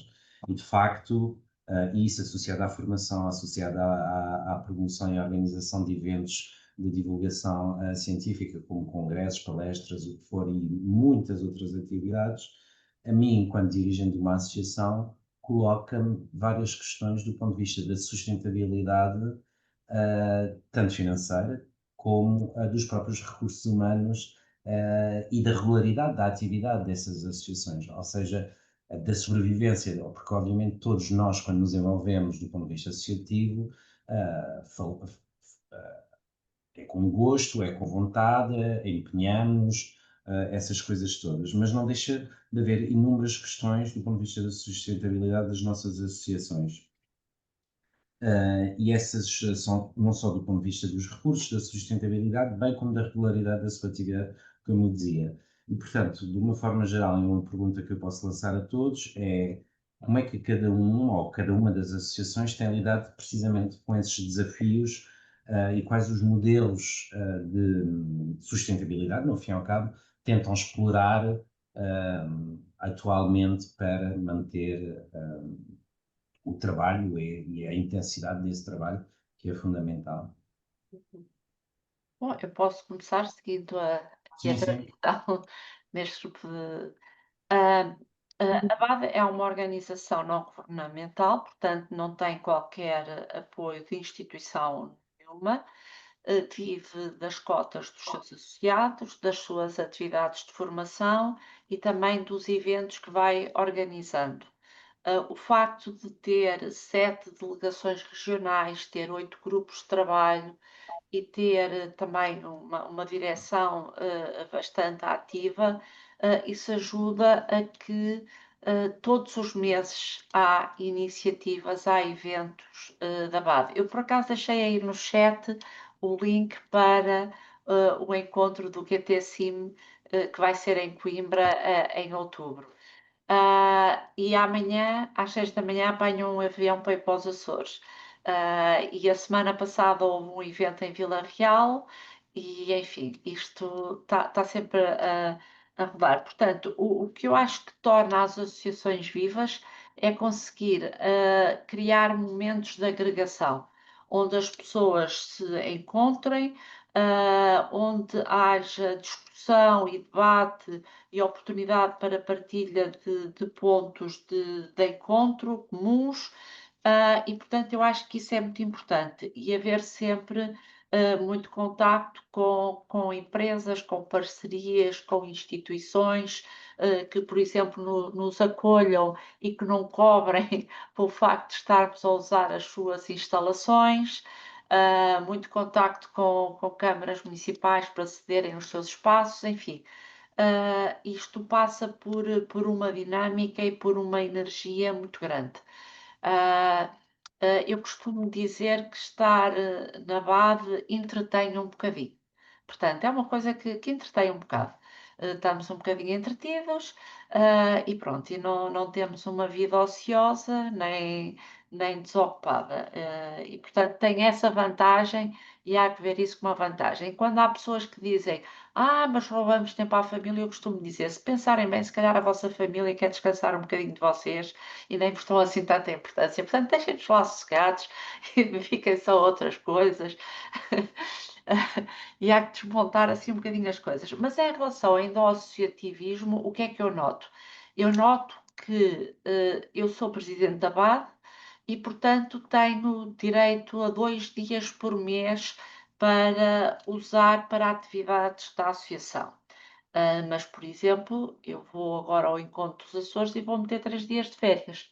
E como todos nós, vocês também usarão muito das vossas férias e outros tempos livres para dedicar à associação.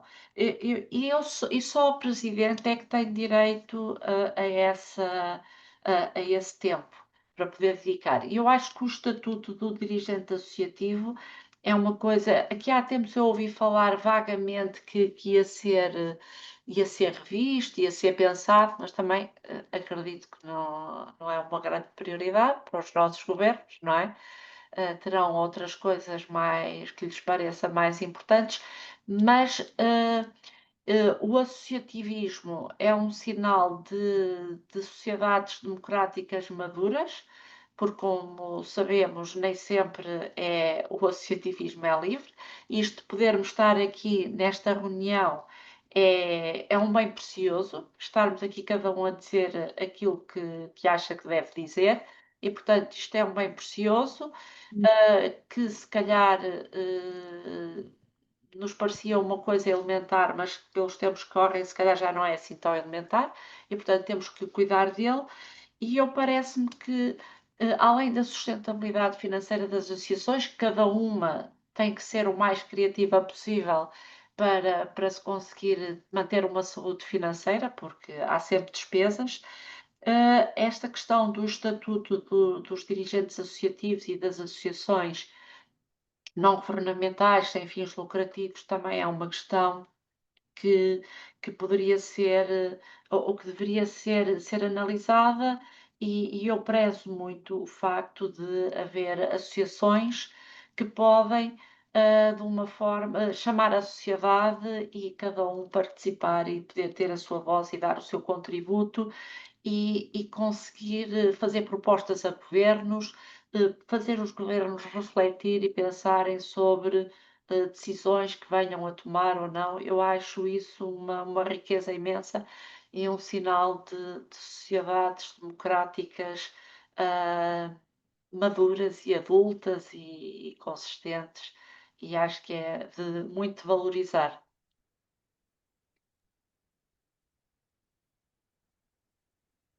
Bem, David, começo já diretamente. Eu agradeço à Ana Alves o que ela disse. Muitos dos pontos que ela mencionou eu subscrevo, com algumas diferenças, que é, no caso da ARP, a ARP, como é uma associação que representa especificamente uma classe profissional, nós temos uma dimensão mais reduzida, não é infinito. Em teoria não há de ser infinito o número de associados que podemos ter, e podemos até, temos alguns associados honorários, mas os estatutos não prevêem a entrada de uma grande diversidade de tipologias de parceiros. Isto reduz também o universo de pessoas que podem trabalhar na ARP. Nós fazemos uso daquilo que ela disse, das parcerias. Nós, muito em breve, em outubro, vamos ter a celebração dos nossos 30 anos e pedimos apoio ao João Neto e ao Museu da Farmácia, e graças a estas parcerias de compreenderem a dimensão das associações voluntárias, é que muitas vezes o que safa alguns dos nossos eventos. Uma das coisas que nós tentamos fazer, e isto é inevitável, é que todos nós diariamente temos que fazer gestão de prioridades. E há aquele funcionamento normal, e há as boas intenções e os planos de atividades que nós temos. Para já tentamos desenhar planos de atividades anuais dentro dos recursos e das disponibilidades que temos naquele ano. E depois há momentos em que realmente temos que deixar cair certos projetos ou demorar um pouco mais. E tentamos também fazer, sempre que podemos, fazer pequenos grupos de trabalho e convidar alguém de fora da direção. Uma outra coisa que fazemos é, como nós procuramos ter um contacto direto com os núcleos de estudantes de conservação e restauro, tentamos muitas vezes também fazer alguma parceria, se conseguimos encontrar uma direção que está mais disponível, tentamos fazer uma parceria com eles ou com outros sócios.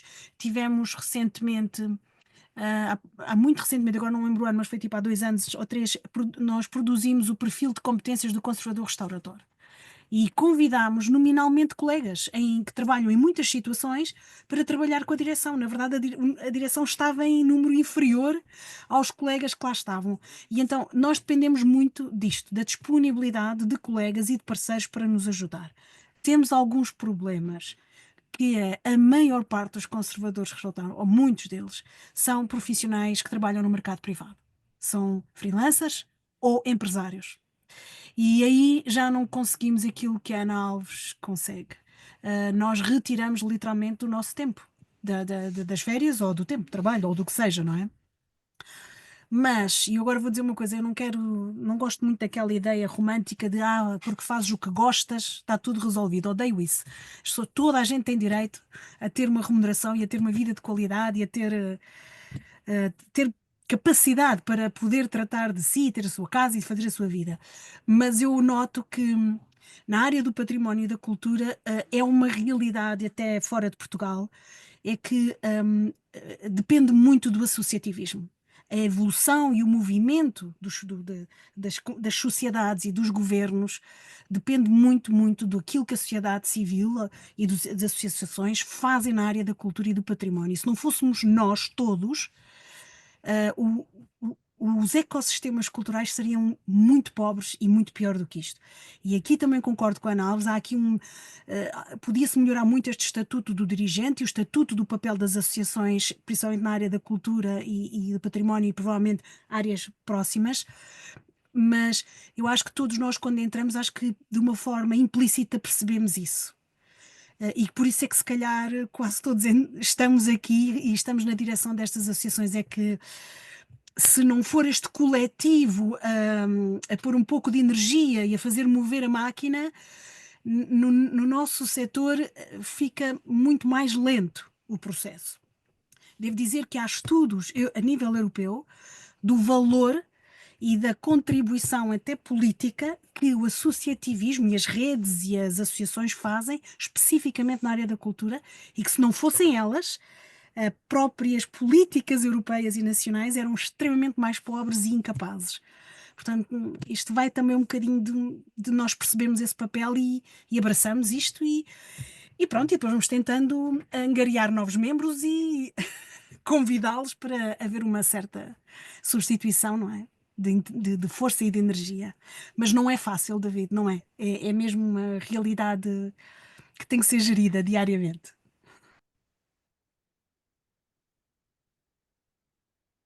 Não sei se alguém quer acrescentar Eu alguma coisa. posso talvez acrescentar qualquer coisa neste sentido. De facto, mais uma vez, nós na associação vivemos uma situação muito diferente que é de abundância. Parece mal quase dizer, mas é verdade, não é? Não posso esconder isso. Nas últimas 2 décadas, sensivelmente, eventualmente até mais um bocadinho, mas basicamente entre 20, 30 anos no máximo, a pouco e pouco e crescentemente, devido ao aumento do turismo nós ainda assim mantemos valores de entrada no museu de cerca de metade dos museus nacionais, enfim, dos museus em Lisboa. Temos uma política de direção, a direção estabeleceu uma política no sentido de não esmifrar os visitantes, com valores como no Castelo de São Jorge ou nos Mosteiros Jerónimos, etc., que são valores elevadíssimos para a nossa realidade social. Claro que muitos dos visitantes nesses locais, como no Carmo, embora no Carmo bastante menos, o que é extraordinário, são estrangeiros. Mas não são estrangeiros, mas na casa dos 60% e não na casa dos 80%, como é nesses outros locais que eu acabei de referir antes. Ou seja, há uma percentagem maior do que o normal para este tipo de monumentos que são no top 10 dos guias turísticos de visita a Lisboa. Há uma percentagem, apesar de tudo, maior do que de portugueses do que. Mas é muito pouco em relação. Muito pouco, quer dizer, não nos satisfaz. Devia ser muito mais ainda. Não sei se esta questão da bilhética e do preço dos bilhetes influencia ou não, talvez um bocadinho.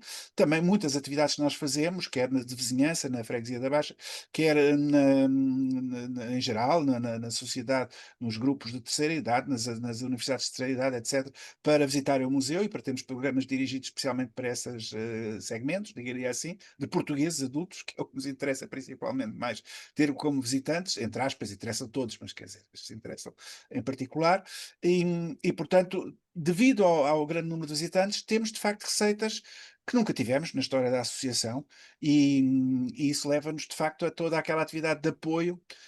Por exemplo, só no último congresso, como disse, para o ano próximo vai ser em Braga, tivemos 2.500 páginas de atas editadas. Tivemos mais de 400 inscritos, quase 200 comunicações. gente, portanto, colegas que vêm de todo o lado, de todo o país e até do estrangeiro também, mas sobretudo nacionais. Portanto, temos uma atividade muito grande que devido à certa folga, não é certo? À folga financeira que temos. No passado eu pergunto, como é que foi? Bom, a associação viveu normalmente, antes de haver esta fase, estamos sempre com o coração nas mãos. Porque bastam umas bombas, umas coisas assim, umas crises internacionais que têm logo reflexo também no nosso país. De resto, já começou a descer. O Castelo de São Jorge tinha mais de 2 milhões de visitantes em 2018 ou 2019 e agora tem 1.400.000 ou 1.500.000. Portanto, há uma diminuição, já se sente uma diminuição da visitação. Não é ainda crise nenhuma, mas, e ainda é bem, porque já estávamos a atingir números que já quase estávamos a ver que teríamos ser o primeiro museu no país a ter que admitir só entradas mediante marcação prévia, não é? Compra de bilhete antecipado, como é frequente hoje em dia no estrangeiro, porque há limites de carga e nós sentimos que estamos a atingir o limite de carga possível para o Museu, para o Carmo, para aquele espaço que é a Igreja em Ruínas e Museu do Carmo. Portanto, devido a esta circunstância particular, temos estas facilidades todas. Agora, vivemos sempre um bocado com o coração nas mãos. Antes desta evolução que eu acabei de dizer, o presidente da associação, o José Moraes Arnaud, e o tesoureiro na altura, não era dos corpos gerentes, chegaram a ter que pedir empréstimo bancário com hipoteca de bens próprios para que a associação continuasse a existir. E mais para trás no passado, pior ainda. Ou não, porque era tudo muito amador e não havia. Mas, depois, devido a fazemos uma gestão muito parcimoniosa dos recursos, procurando investir em bens que fiquem para o day after do turismo e que possam, nessa altura, valer-nos, porque de facto estamos sempre, nós neste momento temos, eu vou dizer número redondo, 15 funcionários, 15 empregados, 15 trabalhadores no museu, que são evidentemente um peso no dia em que não houver estas receitas, terrível, que nós como direção, ou quem estiver a seguir a nós, vai ter que arcar às costas com muita dificuldade, não é? Portanto, vivemos esta situação, que é vantajosa, que não esconde, não é? Mas preocupados, porque de facto somos uma associação e não temos apoios outros de ninguém, como eu acabei de dizer, não é? Portanto, enfim, queria dar este testemunho, que é diferente de todos os outros, não é?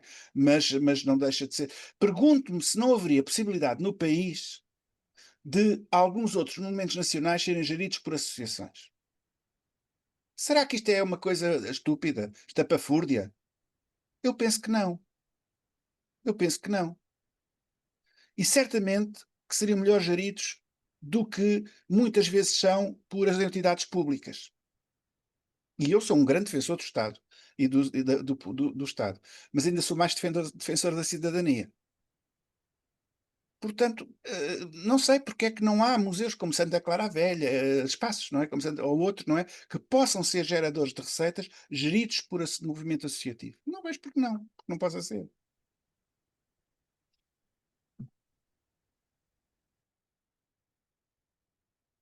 Eu posso dizer aqui mais alguma coisa, David? Vê lá se eu se eu estou a ultrapassar Não, alguém. sim, estás à vontade, estás à vontade. Eu ia voltar aqui a uma questão. A APOM não é tão rica como o Luís está a dizer que é, com todo respeito. Mas eu vou-vos dizer uma coisa: eu tenho uma riqueza na APOM, ou nós temos, que é um grupo de pessoas que ama uma causa, que cada vez é mais difícil. Cada vez é mais difícil. E eu tenho que dar aqui, não tem sido 2 anos fáceis, pessoais, mas tenho uma riqueza que é exatamente ainda ter um grupo de pessoas e amigas e amigos que acreditam na sua associação. Mas eu queria-vos dar aqui um outro enlame sobre. Nós temos que ter uma voz. E essa voz só pode ser se nós tivermos, para além das associações, a voz de quem nos pode apoiar, e quem nos pode apoiar é a sociedade. São as populações, porque são elas que usufruem daquilo que nós amamos. E nós temos que saber colocar cada vez mais essa população junto à nossa voz. Porque é aí que também nós vamos ganhar mais poder junto dos poderes que decidem, porque, e o Luís sabe que há muito tempo que andamos nisto, as associações têm ali um misto para quem tem poder. São muito importantes, mas quando nós intervimos já somos uma ameaça. Portanto, este bailado da democracia que temos que proteger é cada vez mais difícil. Basta nós ouvirmos alguns discursos que temos estado a ouvir ultimamente à nossa volta. Mas temos que, para além de trabalhar e essas atividades, eu peço, caros colegas, nós temos que fazer elevar a nossa voz para termos ainda mais poder de negociação. E isso é também ter exatamente aquilo que eu tenho estado a dizer, temos que fazer mais juntos. Não é fazer como o David estava a falar um pouco, passar a ferro todas as nossas iniciativas, mas saber coordenar um pouco mais as nossas iniciativas e fazer mais iniciativas conjuntas para nos ajudar a elevar cada vez mais a voz e cada vez mais o nosso poder ser mais forte no poder da negociação. E isso vê-se, meus amigos, vocês sabem que é a dignidade das nossas profissões. Então, na área dos municípios, há um desrespeito muito grande. Na última reunião que nós tivemos com o Ministério, nós voltámos à carga com aquilo que vocês sabem que é. Ana, eu peço desculpa, e Elis, também vou pedir desculpa a vocês as duas, que é o conceito, a definição da palavra, da alma museu tem que ser defendido, não pode haver usufruto de quem não, de quem sabe usar, de quem tem essa alma e essas regras que é um museu, não pode. Nesta reunião nós voltámos a dizer, olha, sabem quem é um dos nossos maiores aliados? É de voltar outra vez a ter os agentes turísticos credenciados. Temos que saber puxar por também esse lado, não é tirar empregos a ninguém, mas é valorizar, e temos que saber valorizar cada vez mais e sentir exatamente uma união de todos aqueles que estão à nossa volta. Por isso, fazer mais atividades conjuntas, para mim, acreditem, é para mim o elemento social, até por uma questão, meus amigos, é que o associativismo não deixa de estar em crise. O único associativismo que não está em crise é aquele que é usado para benefício próprio, quer do ponto de vista monetário, quer do ponto de vista de estratégia pessoal da própria pessoa. Não estou contra isso, mas o espírito de missão tem que existir. Tem que existir. E criar estes laços é criar também dirigentes. É ajudar-nos uns aos outros a criar dirigentes e a criar gerações que nos possam ajudar a criar um futuro da nossa área com alguma segurança. O que é que esta palavra pode valer? Segurança. Nestes dias, pelo menos é uma luz que nós temos que saber ganhá-la. E eu acho que nós podemos ganhar exatamente porque ainda hoje existe um conjunto de pessoas, que boa parte está aqui, que ainda acredita na nossa alma e que acredita na cultura e no património. Por isso, atenção, o associativismo, como a Ana estava a dizer, não é, como nós hoje conhecemos, não é garantido. Infelizmente, estamos a viver um mundo de incertezas em que aquilo que nós achávamos que era uma certeza está gradualmente a ser uma grande incerteza, mas julgo que ainda é possível encontrar pessoas e associações que possam saber uma luz de esperança para nós ainda acreditarmos que é possível ganhar o futuro. Peço desculpa, David, posso dizer só uma coisinha breve? Porque o João Neto falou numa coisa que eu acho que é muito importante. Nós, nos museus, na arqueologia, no património em geral, temos que envolver muito, muito, muito um conjunto para além da sociedade, isso obviamente, não é? Um conjunto de profissões que estão um bocadinho fora do nosso normal, do nosso habitual ecossistema. Ele falou, penso que referiu isso, nos guias turísticos e nos guias, pronto. Isso é fundamental, esse tipo de perfis. Nós, na Associação dos Arqueólogos Portugueses, somos uma associação com habilitação de formação reconhecida, e fizemos já um curso, ou dois mesmo, para guias turísticos, não é? Daqueles que andam designadamente ali, na zona da Baixa, com chapéus muitas vezes e tal, e que dizem as barbaridades maiores possíveis, alguns, outros não. Há de tudo. É fundamental nós alargarmos a nossa, digamos, o nosso sentido de comunidade a essas profissões que, no fundo, são também frentes de interação com o património, com a sociedade, e que muitas vezes nos escapam, não é? Só isto.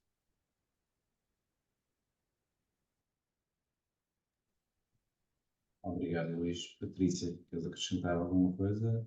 Algum Se comentário? calhar dizer, juntando-me ao que foi dito, em particular o caso do ICOMOS, a fonte principal, como já foi aqui apresentado, são as cotas, são os nossos membros.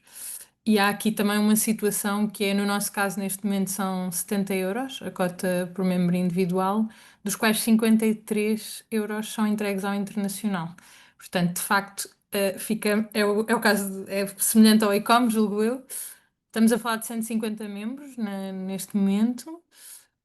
E eu acho que a questão de sustentabilidade é difícil, tendo em conta os números que vos acabo de apresentar, mas eu diria que também é muito importante a renovação e a inclusão dos jovens. Há de facto uma cota especial para jovens, portanto, ainda é menos benéfico para a Associação, para a Comissão Nacional dos Jovens, mas é precisamente o que eu acho que também tem que cada vez mais ser uma prioridade nestas associações. Discutiu-se muito também aqui há uns anos no ICOMOS que devíamos chamar jovens ou membros emergentes. Também estamos conscientes que há muita gente que não é necessariamente jovem, mas que está a chegar a esta área mais recentemente, mas isso é mais difícil de comprovar. E portanto, eu diria que na nossa associação também têm acontecido alguns estágios e tentamos cada vez mais. Há até uma pessoa responsável, a Mariana Pereira, por esses jovens membros que se juntam mais recentemente. E de resto, eu diria que somos muito similares entre associações, não é? As parcerias são sempre fontes importantíssimas. A nossa sede, por exemplo, é a Faculdade de Arquitetura, está relacionado com um dos membros do Conselho de Administração ter pedido esse apoio. Muitas vezes as reuniões realizam-se no ISCTE, mais uma vez, porque um dos membros consegue pedir este apoio e, portanto, são formas de reduzir na despesa.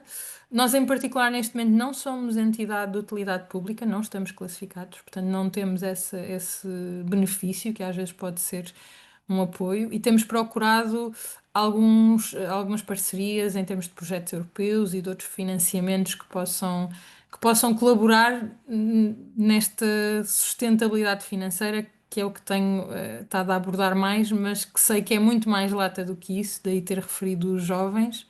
E também gostava de assinalar esta questão que estamos agora a debater relacionada com o turismo, é que de facto o selo da Unesco, que tantos monumentos usam, o património mundial, representa uma atração àqueles locais que muitas vezes não é convertida depois no apoio e na conservação dos locais.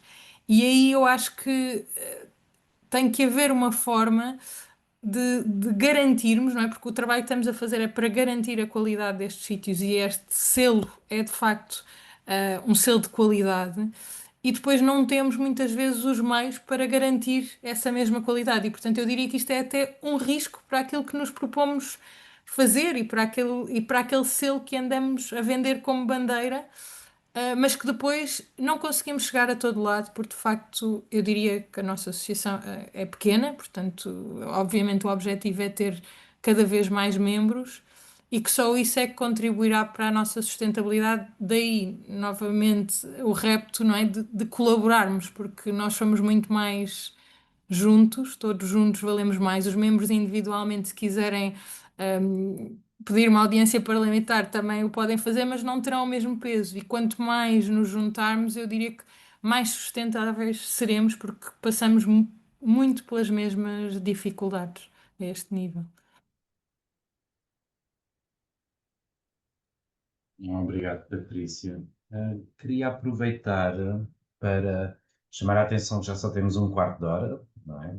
Tínhamos previsto uma duração de 120 minutos, portanto, apelar mais uma vez às pessoas que estão aqui presentes ou que estão nas redes sociais a seguir-nos, se tiverem questões ou comentários. Temos um comentário no Facebook da Isabel Bentes dos Santos a respeito dos Moinhos de Maré e das Salinas, da Margem Sul, em que ela chama a atenção para a qualidade do trabalho que foi desenvolvido nesses locais do ponto de vista das acessibilidades, nomeadamente dos conteúdos digitais e outros. E ela questiona precisamente o nosso papel naquilo que é a formação profissional contínua. Foi um assunto que já foi referido aqui várias vezes, mas que me parece interessante, nomeadamente recuperando agora o último comentário da Patrícia Costa, a propósito da renovação geracional dos próprios associados, porque de facto é uma questão, é um desafio, não é, permanente, essa questão da renovação das gerações dentro das próprias associações, para as manter vivas, atualizadas e etc. E como é que nós podemos garantir, por exemplo, o ICOM Portugal, a Comissão Nacional Portuguesa do ICOM, é dos comitês nacionais com mais alunos ou mais estudantes universitários membros. Porquê? Não é? Não é forçosamente pelo diálogo que o ICOM estabelece junto da comunidade estudantil ou do papel do ICOM regular na formação que oferece. Tem a ver com outras questões, não é? Sociais, de disponibilidade financeira, de acesso à cultura. Também do ICOM significa ter acesso, não sejamos ingênuos, a um cartão de acesso gratuito a quase todos os museus, ou a maioria dos museus, se não a quase totalidade dos museus no mundo inteiro. E, portanto, obviamente que é apelativo para um jovem estudante que não tem capacidade financeira e que, infelizmente, muitos deles terão cada vez menos, tendo em conta a situação como está, não é? As questões da habitação e por aí fora. E, portanto, essa questão da renovação das gerações parece-nos extremamente interessante e, sobretudo, como de facto conseguimos garantir, não é? A escuta, a participação, o envolvimento ativo desses jovens, cujas expectativas também, práticas também estão a ser alteradas por todas as emergências que fomos falando ao início. Portanto, se alguém tiver uma questão, então temos quase, neste momento já só temos um bocadinho menos, mas temos aqui quase 40 pessoas, mais pessoas nas redes sociais, diz João. Eu peço desculpa, mas está a acontecer aqui uma situação. Estão-me a tentar roubar o carro, a tentar abrir a minha porta lá atrás. Eu vou ter que sair, está bem? Eu peço desculpa. Mas isto é assim, peço desculpa, peço desculpa. Boa sorte. Não sei se, pronto, dizia, aproveitar os 10 últimos minutos do debate, se alguém tem questões para colocar, um comentário para fazer, estamos aqui quase 40 pessoas nesta sala. Posso dizer uma coisa Sim, sobre claro, ou se nós é um dos aspectos que consideramos menos sucedido, talvez, e convém nós partilharmos também os insucessos ou menos coisas menos sucedidas na nossa associação, que é o envolvimento ativo, diria assim, um envolvimento como deve ser, dos jovens, das camadas mais jovens. Não, quando há concursos para prémios de teses, aparecem, temos até uma avalanche, avalanches de propostas para prémios, coisas desse tipo. Agora, para o trabalho cotidiano na associação, é mais difícil. Isso tem sido um desalento bastante grande nosso. Chegámos já a pôr a hipótese, não o fizemos, se calhar nunca faremos, mas um bocadinho provocatoriamente, dizendo que só damos prémios a quem for membro da associação. Não é que participe, digamos, pelo menos seja membro, não é? E vá às sessões e tenha alguma participação, porque sentimos muito isso, é a falta de mobilização dos jovens no movimento associativo. Noutros, nos congressos, nas coisas estão, não é? Eles vão, os jovens estão em todo o lado. Mas, de facto, neste caso da Associação dos Arqueólogos Portugueses, sentimos menos, não é? E temos muita pena nisso. Vamos sempre insistindo, mas os resultados não têm sido famosos, tenho que confessar. David, vou aproveitar e acrescentar uma coisa ao que o Luís está a dizer. Nós também padecemos do mesmo problema. E no nosso caso há uma razão muito concreta que tem a ver com a questão da, da continuidade na profissão. Um, a profissão de conservador-restaurador não é muito fácil e nós já fizemos vários inquéritos e temos contato com os núcleos de estudantes e com alunos que depois entram no mercado de trabalho e muito em breve vamos ter que fazer um inquérito semelhante, mas os números que tiramos é que uma grande maioria de alunos que entram no mercado de trabalho de conservação e restauro não se mantém para lá dos primeiros 5 anos. E isto liga-se com uma outra pergunta que tínhamos pensado, né? Que era a questão da precariedade de trabalhar em conservação e restauro, mas eu diria a precariedade de trabalhar no setor do património.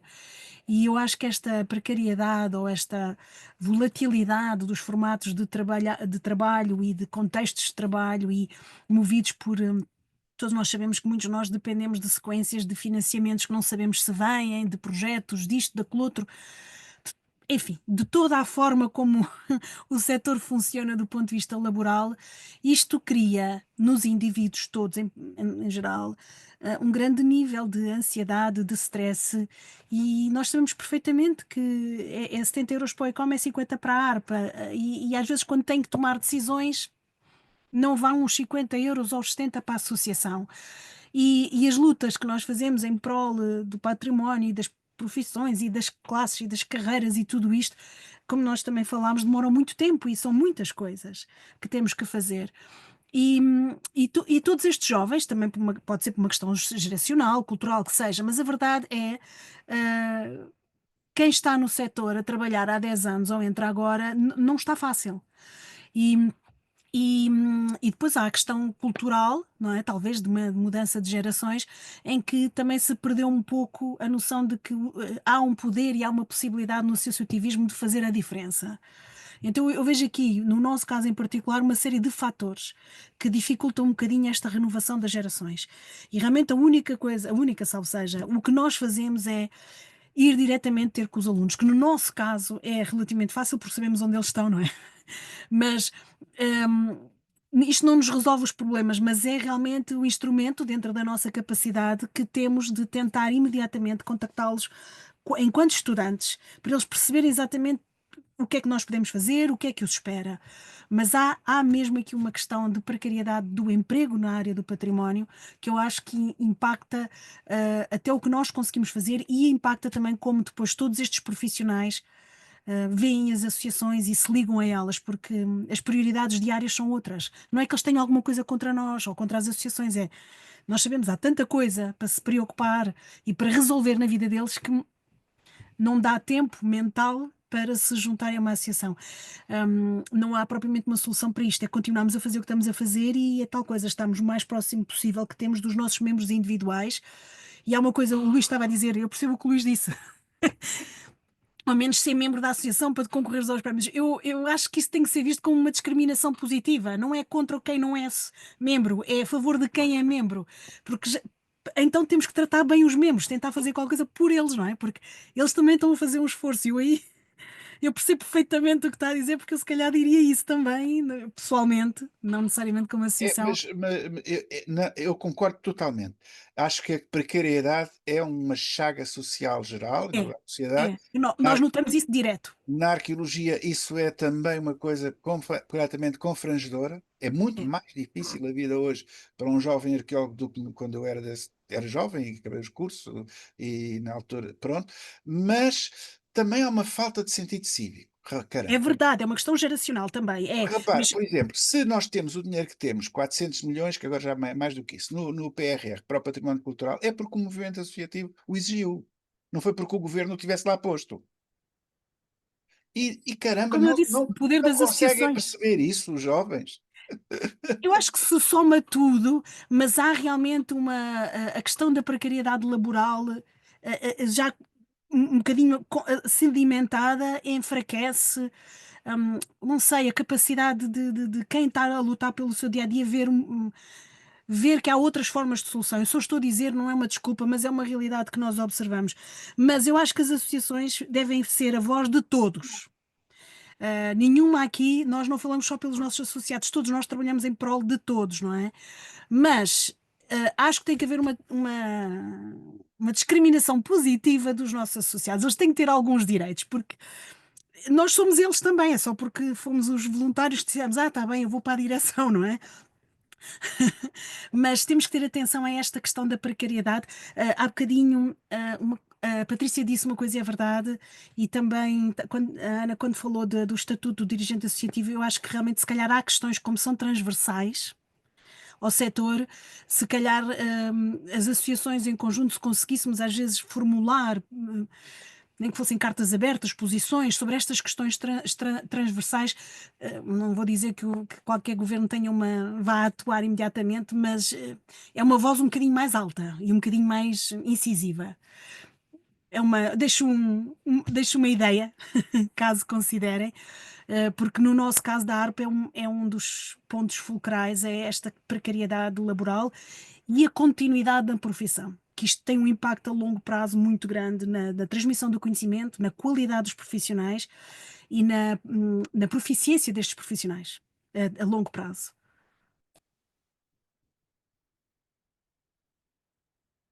Muitas vezes, já agora, a não passagem de testemunho e de conhecimento entre as gerações, nomeadamente no caso das instituições públicas.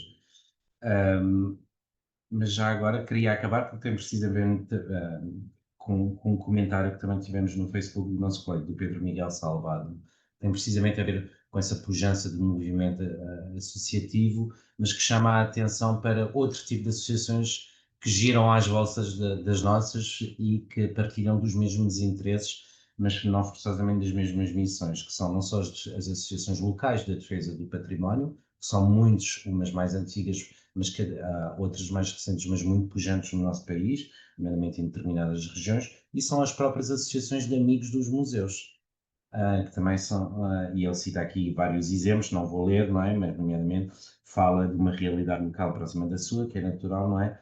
Da Associação dos Amigos do Museu Tavares Proença. E depois comenta ainda a questão dos selos do património mundial, comparando com as aldeias históricas de Portugal e como as aldeias históricas de Portugal correram mal, digamos assim, sob tantos aspectos, e estabelece esse paralelo. Pronto, não queria deixar de ler o comentário do Pedro antes de fecharmos o debate. Dou a hipótese a uma última pergunta, se eventualmente alguém do público que esteja nesta sala queira comentar alguma coisa, ou nas redes sociais, creio que não há mais nada neste momento. De qualquer forma, portanto, a gravação desta conversa fica disponível nas redes sociais do ICOM e no seu canal do YouTube e no Facebook e por aí fora, e portanto, obviamente, se pessoas que não tiveram a oportunidade de estar aqui presentes posteriormente ou visualizarem, quiserem colocar questões ou comentários mais diretos, não só aos oradores, obviamente, se não tiverem os contactos, nós podemos chegar. Pronto, para concluir, queria só então perguntar se cada um de vós queria fazer um comentário final ou queria deixar uma nota final.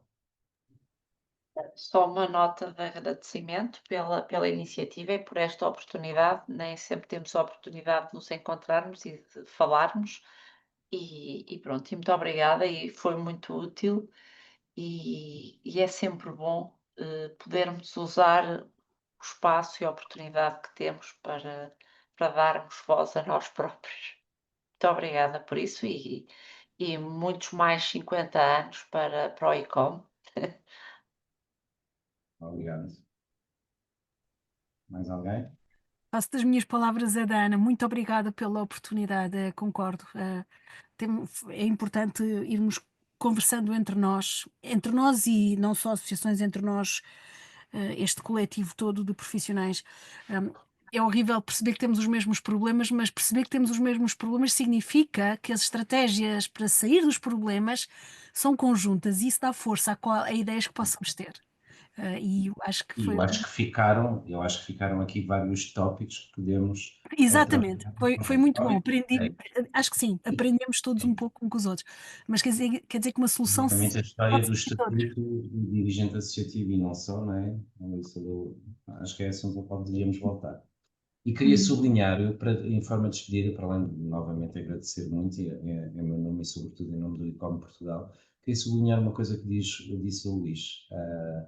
Pode ser uma nota mais dramática para acabar, é um bocado triste, mas de facto o associativismo, sobretudo no contexto atual, não é garantido. Nem os direitos difusos, aliás, nem nada disso é garantido, nem a própria Constituição, porque o Luís muito bem chamou a atenção dos direitos difusos e da lei da ação popular, está consagrado na Constituição. É um dos artigos da nossa Constituição e nada disto, infelizmente, neste momento, me parece garantido e enquanto associações podemos todos contribuir, acredito piamente nisso, na defesa da democracia e dos valores fundamentais que estão associados à democracia e à vida em democracia.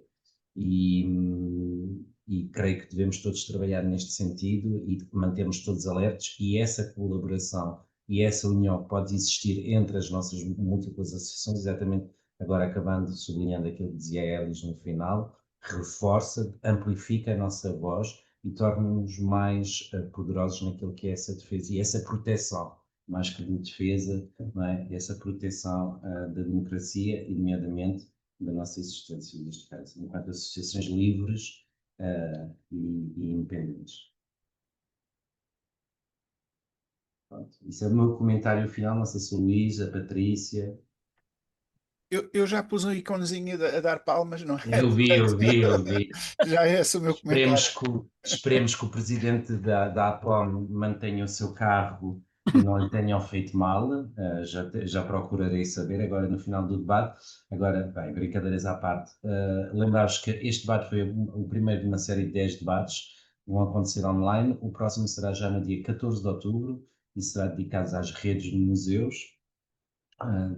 Também uma terça-feira, os debates vão ser para a terça-feira, às 19 horas, e esperamos pela vossa participação e muito obrigado a todos os que estiveram presentes aqui diretamente no Zoom e também todos os que estiveram presentes nas redes sociais do ICOM.